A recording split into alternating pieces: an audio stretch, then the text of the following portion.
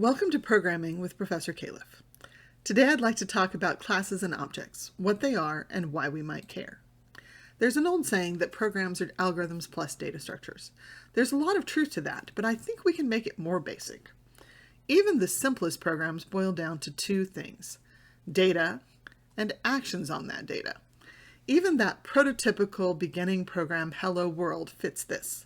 There's data, the string Hello World, and there's an action performed on that data, printing the string to the screen. The actions go by a lot of different names, including functions, subroutines, procedures, and methods.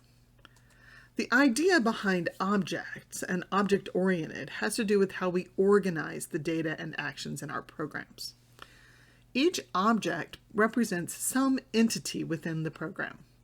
It could represent something from the domain or the world of the program, like a student or a course in a student information system, a monster or weapon in a game, or an employee in a payroll program. It could also represent something related to how the program works, like a window, a button, or the data stream that we print to. Whatever kind of thing the object represents, that object will hold the data related to that thing and the actions on the data. So an employee object might have data such as the employee's name, the department they work in, their title, and their pay rate. One very likely action would be a method to calculate the employee's pay. A different employee would have the same actions and the same kinds of data, but different values.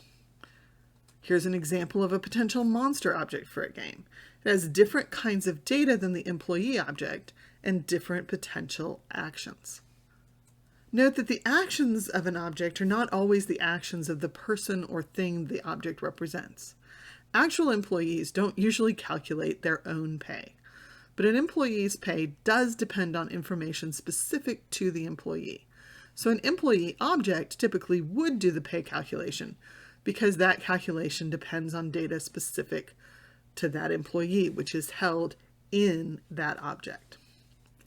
Now that we have some idea of what an object is, we need to talk about classes. A class is just a template or pattern for a particular kind of object. The class will define the types and variable names for the data that this kind of object holds. Then the class also defines the actions, which we typically call methods, that an object of this kind can perform. So to use objects, we'll have classes that specify what the objects look like and what they can do. Then we'll create actual objects and call their methods to get work done in our programs.